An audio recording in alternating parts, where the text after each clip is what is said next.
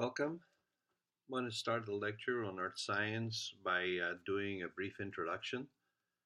So, the way you would approach it is using the Cornell notes. We're going to label this lecture. I'm going to zoom in just a bit so you can see it a little bit clearer. Lecture, and this one would be earth science.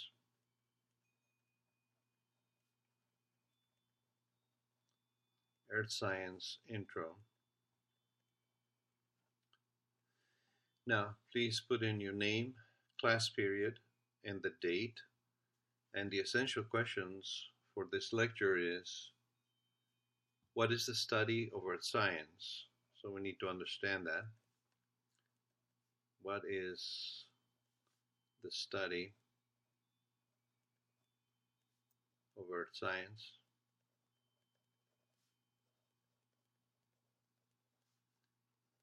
Then how did the earth and solar system form? Those are the two essential questions we're going to try to answer in the lecture. So keep up with the notes as we go along. This is a short lecture, so also it should be added to your table of contents, and the teacher will illustrate that. So in general, let's talk about, first of all, before we do anything, we got to understand that we have to have some vocabulary words that need to be defined in the appendix. So let me start with vocabulary. And these need to be added to your list. I'm going to go ahead and use a different color pen to highlight the words. So first of all, we got to do earth science.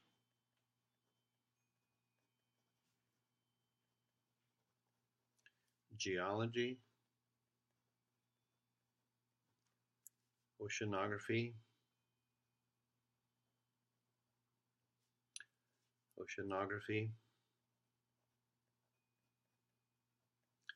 Meteorology.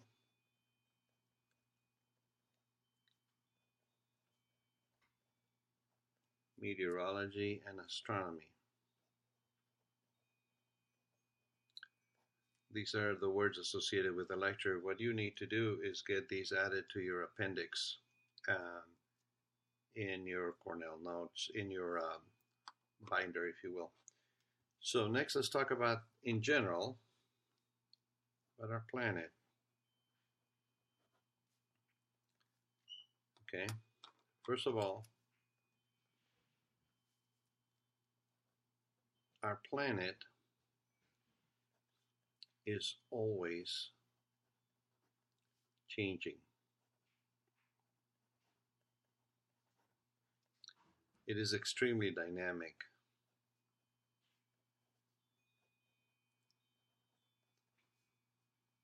By that I mean we have storms, we have floods, we have earthquakes, we have volcanoes.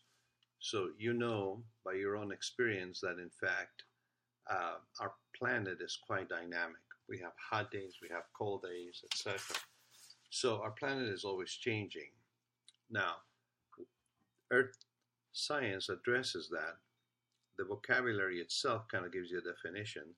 But one of the things that you need to walk away with is that it is not a static planet. It's not a steady state, although it seems day to day to be about the same. It is always and constantly changing. So that's the concept you need to walk away from this. Now, let's talk about earth science. What is earth science? So let me go ahead and put earth science.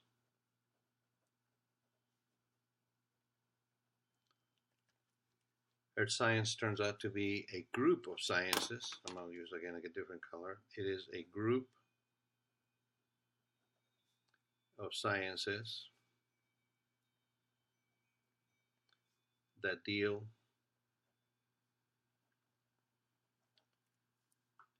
with Earth and neighbors in space.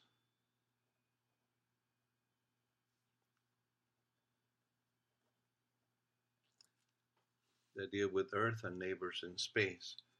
So, what are they? Let's talk about the group of sciences would be geology,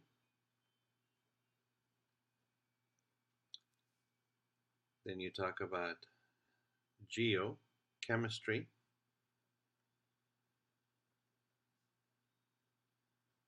geo, you're getting the indication that it actually means Earth, right? Geophysics,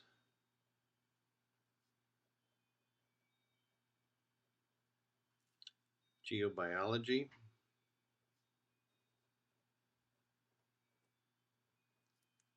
then there's the science of paleontology,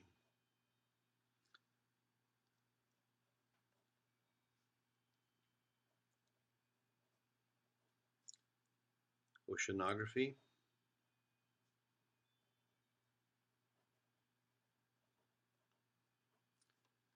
meteorology,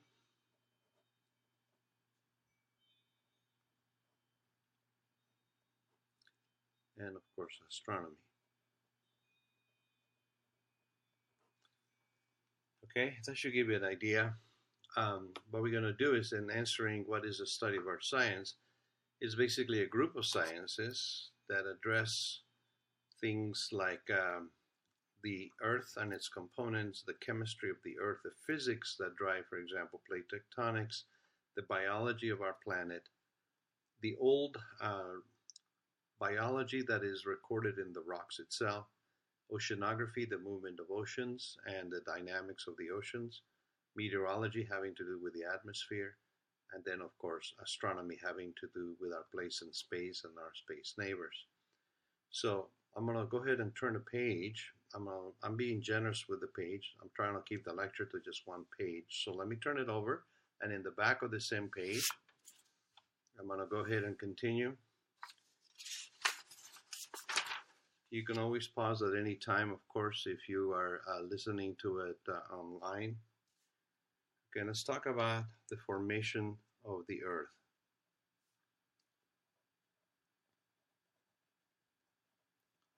Formation of Earth. Okay, so you need to understand that we are part of our solar system.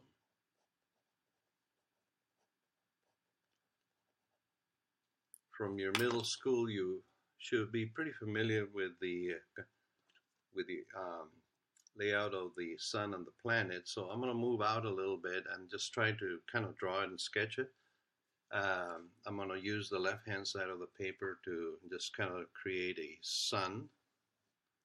And then I'm going to draw the orbits of Mercury, Venus, the Earth, Mars.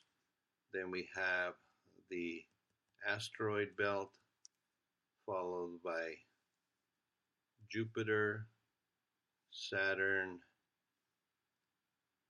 Uranus, and Neptune, the 8 planets. So I just kind of sketched it out so you can see it.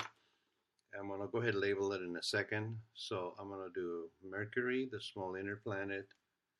I'm going to do Venus, about the size of the Earth, like that.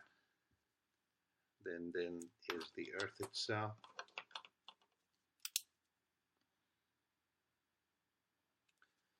And then Mars, smaller planet, the 4th planet. Then the asteroid belt. Now Jupiter is much bigger. Then there are the gas planets, Jupiter.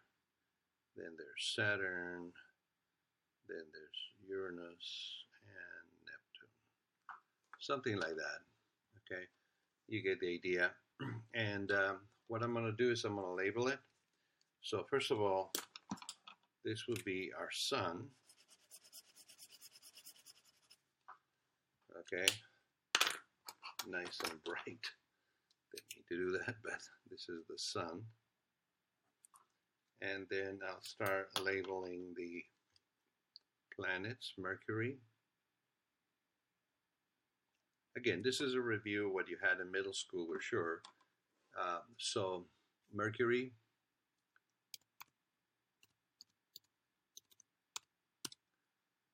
Um, in addition to that, you have the Venus.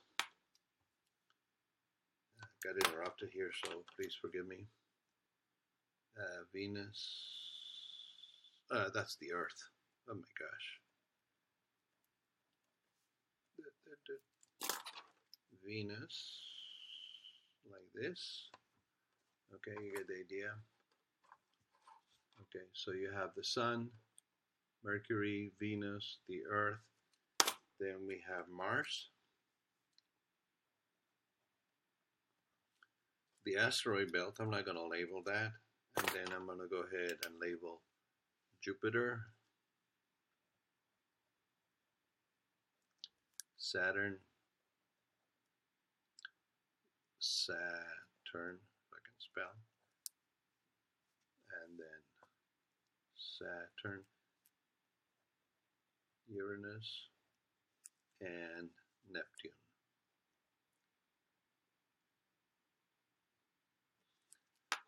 Okay, so you can pretty that up any way you like to. Gonna just kind of fill in a little bit of Jupiter, and then Saturn, of course, has got its rings. Okay, so you get the idea. And then Uranus and Neptune. Okay. Now let's talk about the formation of our solar system. So I'm going to go ahead and zoom back in and do what is called the nebular hypothesis.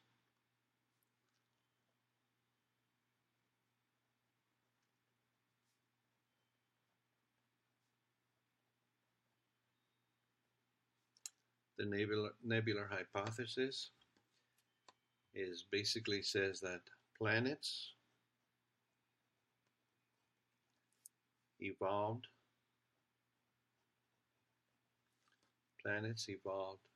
from a rotating cloud called solar nebula. Okay, so planets evolved from a rotating cloud called solar nebula. Now I'm going to illustrate it and we're done, so it shouldn't be too hard. I'm going to go ahead and use a pencil again to illustrate this. This would be our solar nebula, leading to a flattening of a disk, and in the middle would be the formation of a protosun. So this is basically a rotating disk. As the cloud forms, a rotating disk is formed like this, and this is where our sun forms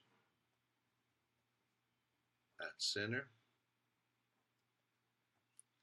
The sun forms at the center, and then that leads to a planetesimals being formed around the edges like this. And actually we have pictures that we've taken in space where this is actually occurring. They're recent pictures. So in the middle you would have your sun. Okay, and I'm going to kind of make a recently formed sun, and around it you have planetesimals being formed by the dust and gases and collections by gravity around the planets. So here's a planet, here's another planet, and so they form that way. This is where planetesimals form.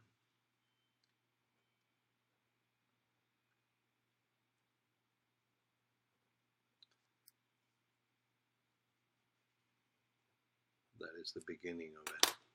So that gives you an idea. Pretty simple. We have 2 pages. Again, you can enhance this any way you want to by creating and drawing more of a nebula, hydrogen and helium and small particles, basically from space, coming together by gravity, coalescing into a rotating disk that forms the sun, eventually segregating themselves into small planetesimals as they rotate around the sun. That's the current, what is called nebular hypothesis. So this is important for you to know. And you should also know the planets and the solar system from the sun all the way out to Neptune, all 8 planets. And in the back, of course, at the beginning, the front is basically the vocabulary that needs to be added to your binder, the general definitions, and then the sciences involved that make up Earth sciences. So, thank you very much.